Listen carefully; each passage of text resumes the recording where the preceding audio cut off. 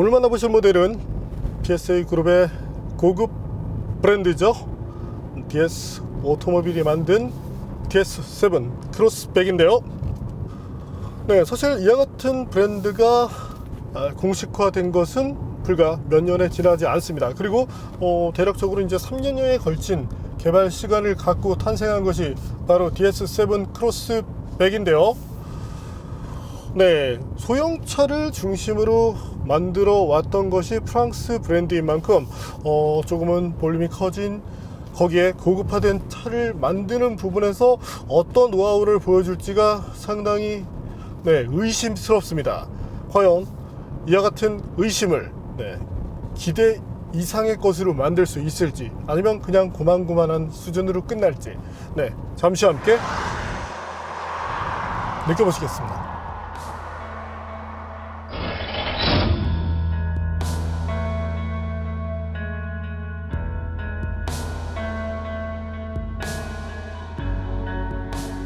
프랑스 자동차 제조사는 독특한 성격을 갖고 있습니다. 먼저 푸조를 볼까요? 회사 역사만 200년이 넘습니다. 자동차 제조 사업을 시작한 것이 1896년이니까 1926년 설립된 메르세데스 벤츠보다 오랜 역사를 갖고 있습니다. 자동차 경주인 인디500, WRC, 다카르 랠리, 르망 24시에서 수많은 우승을 했을 정도로 기술력도 좋은데 소형차 시장에 주력하고 있습니다. 그룹 내 시트로행도 1919년 설립돼 올해로 100년의 역사를 갖게 됐습니다. WRC, WTCC 등의 레이스에서 많은 우승을 했지만 역시나 소형차가 중심입니다. 르노도 1899년 설립됐고 1977년부터 F1에 참전하고 있는데 대중적인 차만 만들죠? 하지만 작정하고 세계 최고의 고급 모델을 만드는 부가티 같은 브랜드도 있습니다. 프랑스 회사는 극과 극의 자동차만 만들고 있네요. 그런 프랑스 자동차 업계에 프리미엄 자동차 브랜드가 등장했습니다. 바로 DS 오토모빌인데요. 프랑스어로 여신이란 뜻의 DS를 영문으로 간단하게 표기한 것으로 시트로행의 역사적인 모델인 DS에서 많은 영감을 얻은 브랜드입니다. 그리고 이 브랜드에서 내놓은 첫 모델이 DS7 크로스백입니다. 모델명에 7이라는 숫자가 있어서 대형급 모델처럼 느껴질 수 있지만 DS7은 컴팩트급에 속하는 C세그먼트 SUV입니다. 국내 시장에서 경쟁 모델은 랜드로버, 레인지로버, 이보크 정도가 꼽히고 아직 국내에는 출시되지 않은 메르세데스 벤츠 GLB나 아우디 Q3가 같은 그룹 안에서 경쟁하게 됩니다. 존재감 큰 디자인이 특징입니다. DS 윙스라고 불리는 그릴, 다시 그릴을 감싸는 장식이 눈길을 끌죠. 그릴은 다이아몬드 패턴으로 멋을 냈습니다. 범퍼에는 세로형 주간 주행 등도 있네요. 헤드램프도 독특합니다. DS 액티브 LED 비전 헤드램프라고 불리는데요. 시동을 걸면 180도 회전하며 빛을 만들어냅니다. 단순히 효과만 주는 것이 아니라 스티어링 휠 조작 방향에 맞춰 조명과 같이 움직이는 것이 특징입니다. 주행 상황에 따라 조사 범위를 6가지로 변경하는 것도 가능합니다.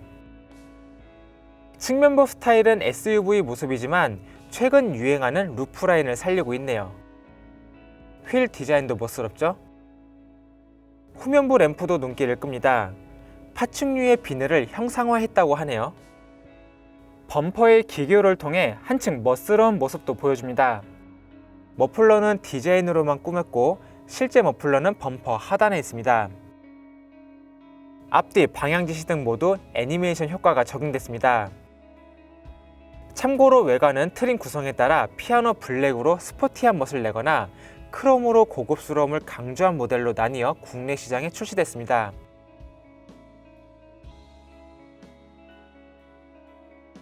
인테리어를 만드는 과정에서도 많은 차별화를 두고자 했습니다. 가죽이나 알칸타라와 같은 소재는 촉감이나 균일도, 심지어 냄새까지 심사해서 선정됐습니다. 가공에만 21단계 과정을 거치고 있고요. 스티어링 휠의 박음질 장식은 손수 손으로 만들었습니다. 센터페시아 하단의 컨트롤 스위치는 크리스탈 소재입니다. 인테리어 테마는 두 가지로 구성했습니다. 스포티한 성격의 퍼포먼스 라인과 고급스러움이 강조된 리볼리로 나뉘는데요. 퍼포먼스 라인은 알칸타라를 폭넓게 사용한 실내가 특징입니다. 리볼리는 다이아몬드 박음질 장식과 엄선된 가죽을 썼고요. 계기판은 12.3인치입니다. 테마를 선택할 수 있고 각각의 영역을 운전자 취향에 맞춰 변경할 수도 있습니다. 센터페시아 모니터는 8인치 크기인데요. DS 특유의 다이아몬드 패턴이 그래픽으로 형상화됐습니다. 상급 트림의 경우 센터페시아 윗부분에는 독특한 디자인의 시계가 자리합니다. 시동을 걸면 180도 회전을 하면서 등장해 시선을 끄네요. 오버헤드 콘솔에도 다이아몬드 패턴 조명이 보이죠? 흥미로운 것은 터치가 아니라 모션 인식으로 조명을 켰다 끌 수 있다는 점입니다. 기어레버 주위에는 독특한 패턴 무늬가 적용됩니다. 럭셔리 시계 브랜드가 사용하는 기요시의 패턴을 넣은 것입니다. 윈도우 스위치를 비롯해 버튼 배치도 독특하죠? 앞쪽 수납 화면에는 무선 충전기가 위치합니다. 시트에는 열선과 메모리, 쿠션 익스텐션 기능이 탑재됩니다. 하지만 통풍 기능이 없습니다. 뒷좌석은 넉넉합니다.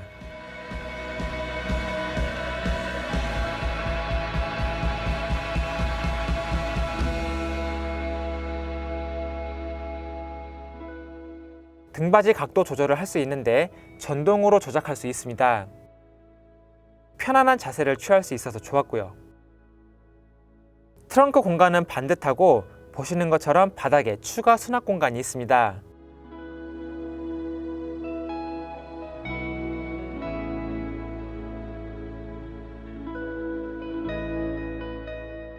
시트 폴딩은 트렁크 쪽에서 간편하게 조작할 수 있고요.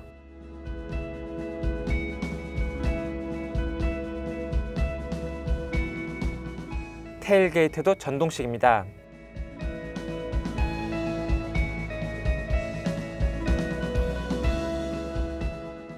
잠시 DS7 크로스백이 들려주는 감성 측면의 소리를 들어볼까요?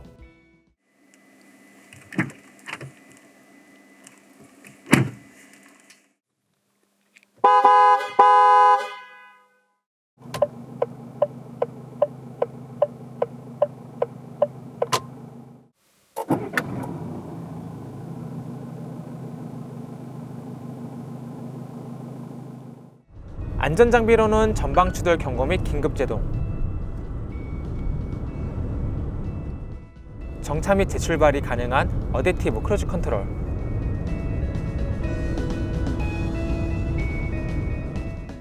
운전자의 의도에 맞춰 차로 중앙을 조절할 수 있는 차로 유지 기능도 탑재됩니다.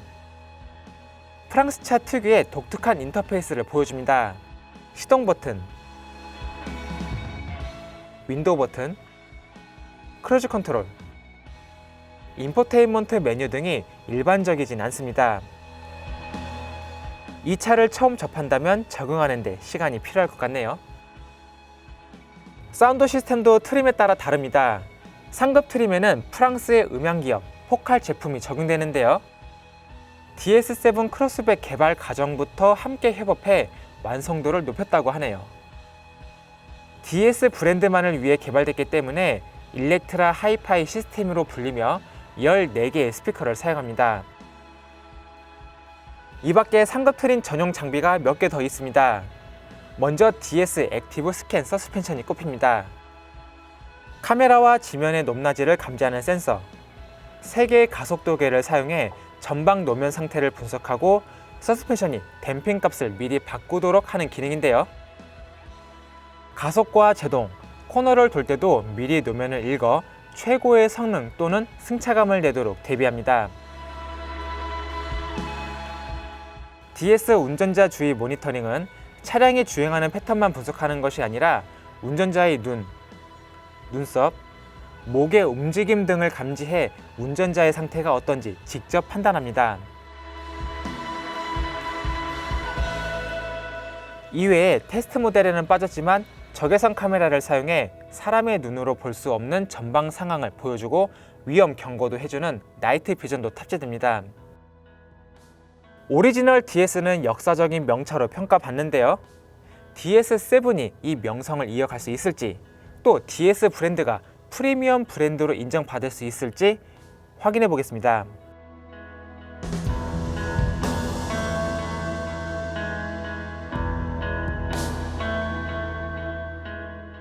자, 시작하기 앞서서 오늘 이제 보시게 될 영상에서는 화이트 컬러의 차와 이 옐로우 톤의 컬러를 가진 차가 이렇게 번갈아 가면서 나오게 됩니다. 저희가 다른 환경에서 촬영을 했기 때문에 이 두 대의 차량의 색깔이 다른 것인데 사실 이제 퍼포먼스 부분에서의 차이는 크지 않습니다. 때문에 이 두 대가 나오고 있지만 이것은 이제 조금 더 차를 예쁘게 보여드리기 위한 저희 PD들의 노력이라고 봐주시면 좋겠습니다. 자, 그럼 DS7과 함께 가볍게 달려보겠습니다. 현재 주행 모드는 컴포트로 되어 있는데요. 임적으로 스포츠 모드를 한번 사용해 보죠. 패들이 마련되어 있어서 패드를 사용할 수도 있습니다. 물론 사이즈가 좀 작긴 하지만요.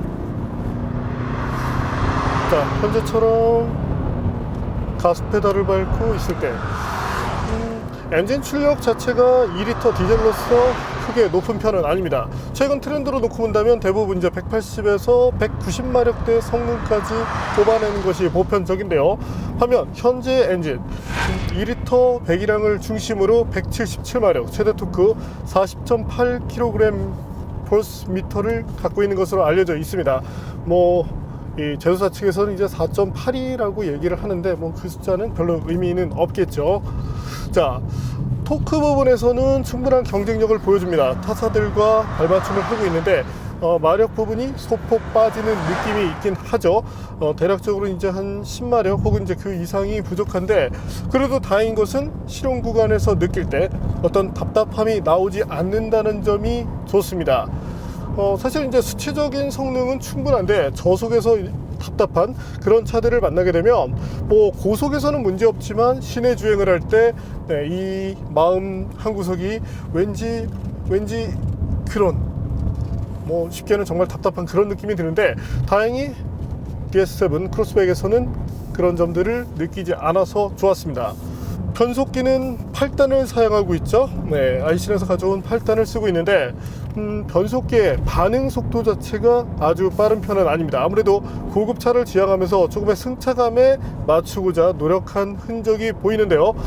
그렇다고 해서 또 너무 느린 그런 변속을 보여주진 않기 때문에 표준적인 그런 이제 자동 변속기의 어떤 그 범주 안에서 놓고 봤을 때 한 중간 정도의 성능을 갖는다, 이렇게 봐주시면 되겠습니다. 그래도 8단이라는 기어비를 잘 활용했기 때문에 각 단에서의 가속, 때로는 이제 감속을 할 때 충분한 경쟁력을 보여주고 있어서 좋고요. 다만 이 변속기를 다룰 때 이 패들이 지금 보이죠? 패들이 너무 작습니다. 또한 칼럼에 붙어 있다 보니까 조작성이 약간 떨어진다는 아쉬움이 나오는데요. 드래그 레이스를 하는 차라면 모르겠지만 어떤 그 핸들링을 중시하는 그런 프랑스 차라는 것을 감안한다면 이것을 스티어링 휠 쪽으로 옮겨주는 것이 조금 더 좋겠네요. 분명히 조작성이 크게 좋아지기도 하고요. 자, 그럼 이번에는 DS7 크로스백의 가속 성능에 대해서도 한번 알아볼까요?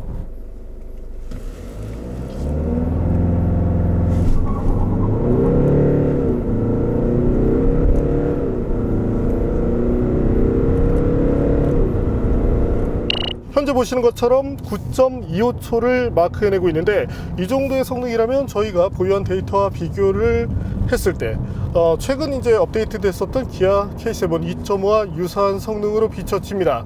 당시 K7 때는 이제 저속에서 약간 답답한 느낌이 있다고 아쉬움을 표했었는데, 다행히 현재는 이 토크가 생각보다 빨리 활성화가 되는 만큼 저속에서의 답답함은 나타나고 있지 않고요. 대략적으로 이제 2리터 어떤 이해를 돕기 위해서 국산 모델과 비교를 한다면 지금 보시는 것처럼 예전에 저희가 테스트했었던 투싼 또한 스포티지 이 중간 정도의 성능을 갖는다고 봐주시면 되겠습니다. 거기에 뭐 시장에서의 어떤 경쟁 구도로 놓고 본다면 랜드로버의 이제 레인지로버 이보크와 비교를 할 수 있을 텐데 랜드로버 모델들이 이 소재는 상당히 좋은 것을 쓰는데 경량화 측면에서 가끔 아쉬움을 보일 때가 있죠. 때문에 어떤 실제 가속에서는 현재 이 DS7 크로스백이 조금 더 나은 모습을 보여주고 있네요.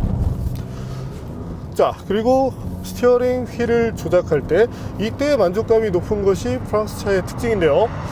지금은 거기다가 이제 스포츠 모드를 택했기 때문에 이 댐핑 값이 조금 더 타이트하게 조여져 있습니다. 쉽게 말해서 조금 이제 단단함을 추구하고 있다는 것인데, 그럼에도 불구하고 승차감을 어느 정도 잘 잡아내는 만큼 스포츠 모드라고 해서 너무 이제 무지막지한 그런 것만 살린 것이 아니기 때문에 이 서스펜션 부분에서는 사실 프랑스 차들이 잘하는 경우가 많이 있거든요. 그런 면으로 봤을 때 DS7 크로스백은 충분한 만족감을 보여줍니다. 또한 이 댐핑 모드를 잠깐 바꿔볼까요? 컴포트로 바꿔주게 되면 승차감에서 확실한 이점을 얻을 수가 있습니다. 최근 SUV들, 도시명 SUV로 진화를 하면서 이 성능, 어떤 핸들링이나 이런 부분에 대해서는 조금 쫓아갔지만 승차감이 좋지 않다 보니까 2열의 가족을 태웠을 때 좀 미안해지는 그런 경우가 종종 있는데요.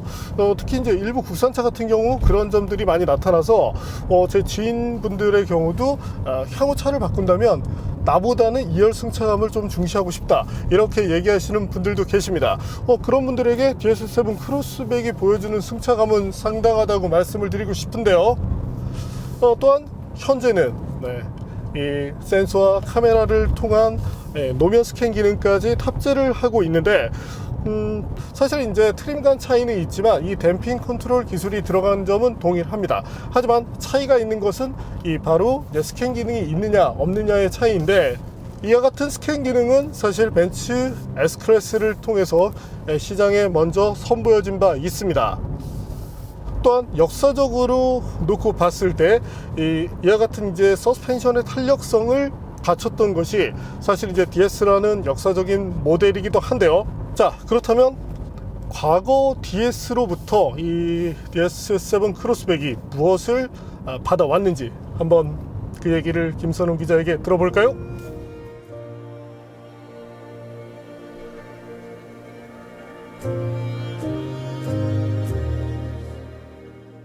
네, DS 브랜드가 국내 시장에서 본격적으로 활동을 하기 시작했습니다. 많은 분들께서 예전에 시트로엥 DS3나 DS4 아니면 5 같은 모델이 꽤 잘 팔렸으니까 이것을 비싸게 파는 건 아닌가 생각하실 수 있을 것 같은데요.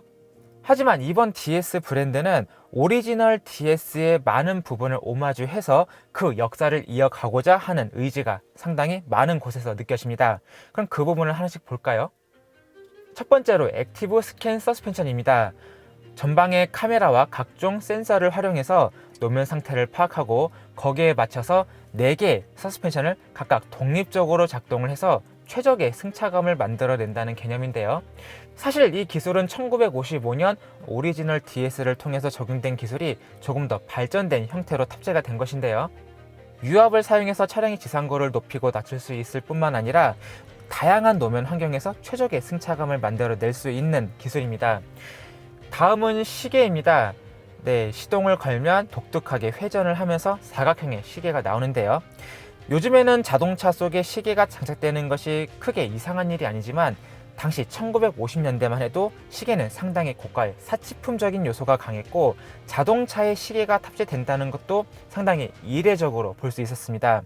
오리지널 DS에서도 보시는 것처럼 이 사각형 디자인의 시계가 적용이 됐고 이 DS7에서도 동일한 형태의 디자인이 오마주가 되면서 똑같이 적용이 된 것이라고 볼 수 있습니다.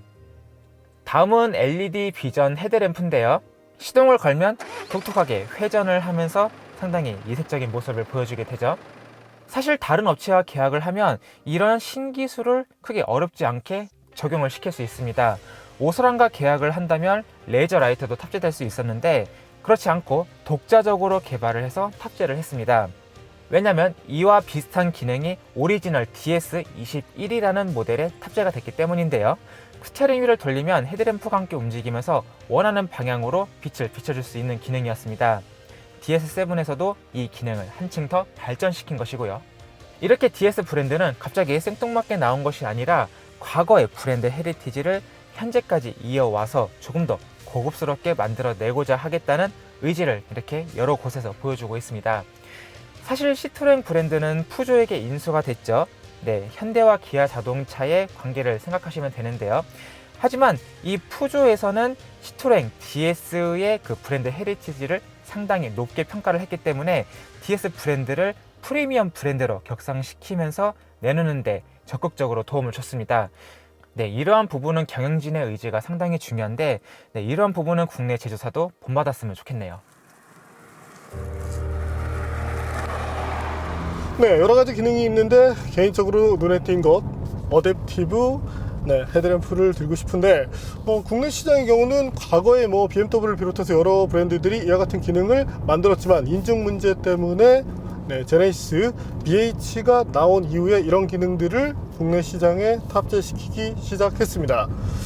만약에 이제 BS가 과거에 수입이 되었다면 우리나라는 당연히 판매하기가 힘들었겠네요. 네, 어쨌든 이 인증에 대한 여러 가지 것들이 빨리빨리 검토가 되고, 지금 수입차들도 사실 인증 때문에 어려움 많이 겪고 있죠. 때문에 우리 시장은 항상 이 신차가 나와도 늦게 탈 수밖에 없는데, 이런 점들을 관계 부처에서 조금 더 스피디하게 이렇게 처리를 해주시면 좋겠습니다. 그렇다고 해서 대강 봐달라는 얘기는 아니고요. 자, 어쨌든 핸들링이라는 측면에서 상당히 만족감이 높은 것이 DS7 크로스백인데요. 보통인 경우는 승차감과 핸들링 이런 점들, 코너링 성능까지 상당히 타협하기가 힘든 것인데, 확실히 푸조, 시트로엥 이런 부분에 대한 만족감은 상당합니다. 지금도 차가 이제 말랑말랑하게 버텨주니까 뭔가 좀 흐느적거리고 이 자세를 쉽게 놓칠 것 같은데, 그런 점 없이 잘 달리는 모습을 보여줘서 좋고요. 자, 그럼 이번엔 DS7 크로스백의 제동 성능에 대해서도 알아볼까요?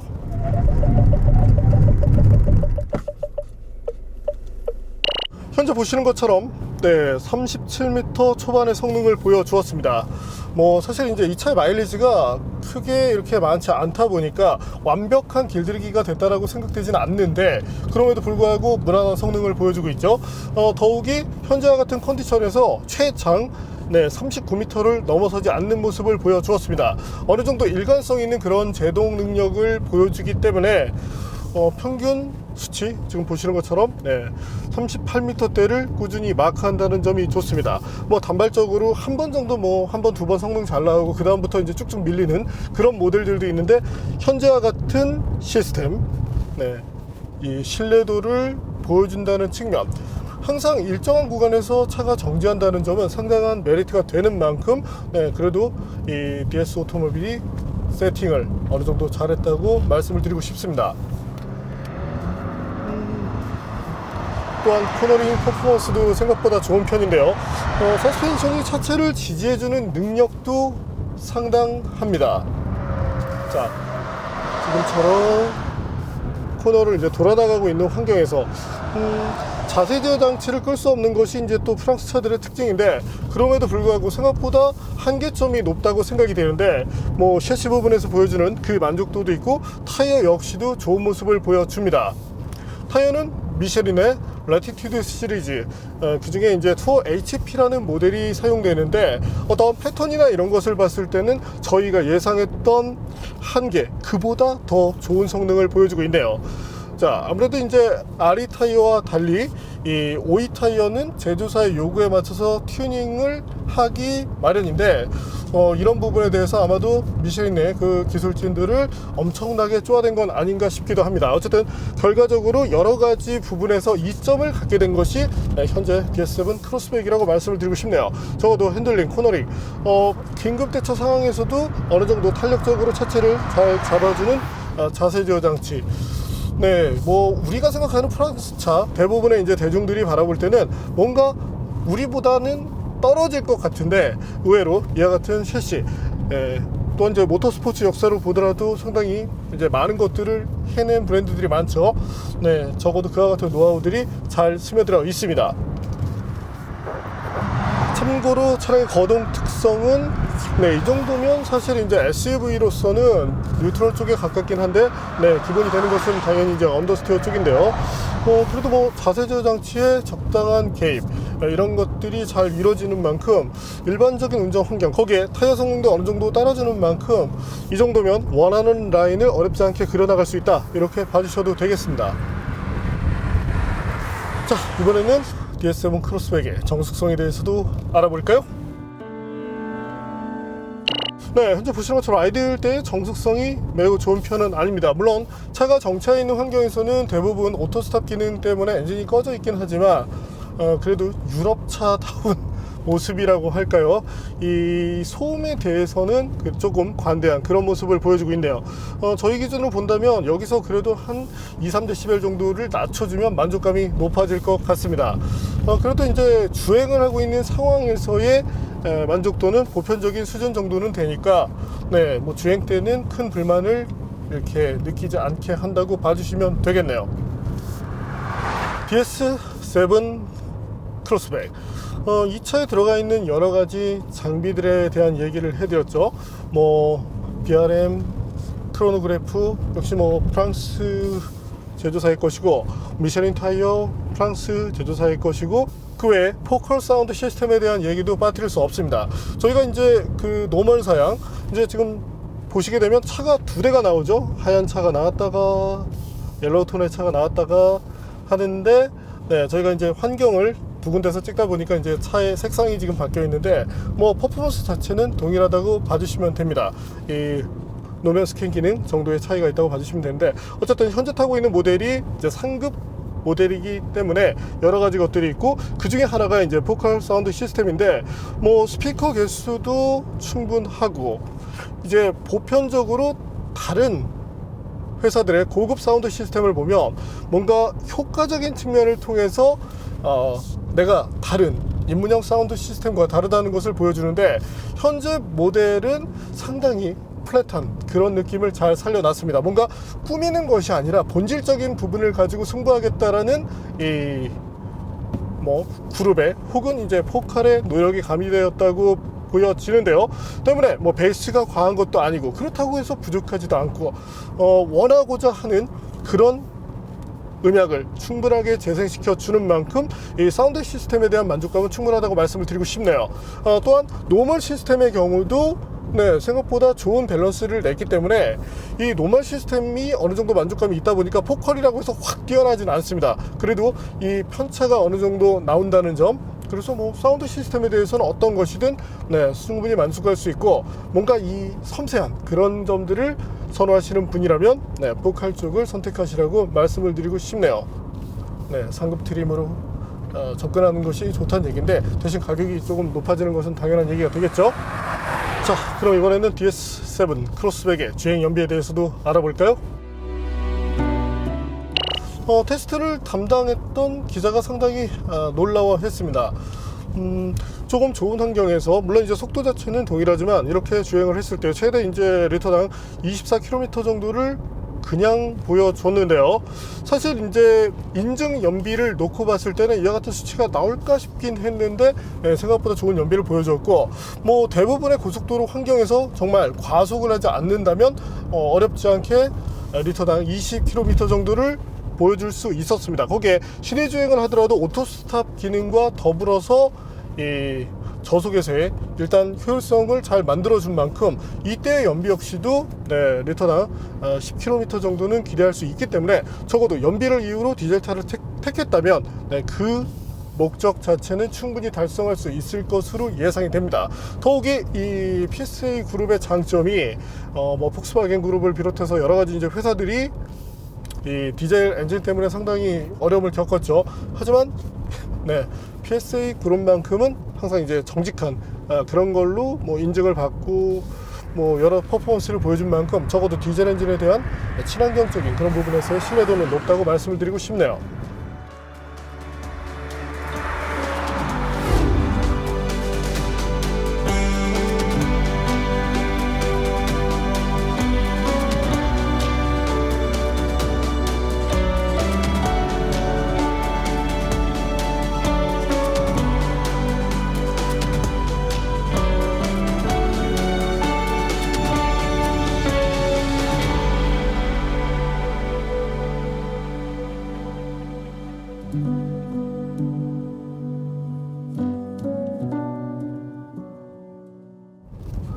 오늘 만난 DS7 크로스백.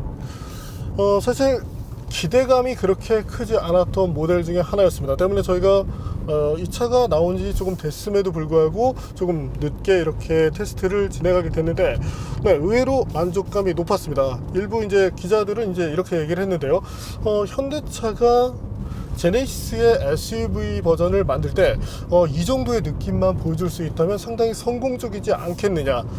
제 개인적으로는 뭐 다른 부분, 요즘에 이제 상향 평준화된 것이 이제 기술의 트렌드이기 때문에 이 서스펜션에 대한 부분이 조금 더 지금 이 차와 유사해진다면 만족감이 대폭 커질 것 같습니다. 어쨌든 오늘 타면서 가장 만족했던 것이 이제 서스펜션 쪽이었는데, 네, 이 어떤 승차감을 중심으로, 때로는 이제 뭐 긴급대처 상황을 비롯해서 어느 정도 약간은 재미난 그런 운전을 하더라도 서스펜션 자체가 잘 지지해 주는 만큼 어떤 차를 다루는 재미 측면에서는 충분한 만족감을 얻으실 수 있을 것으로 예상이 됩니다.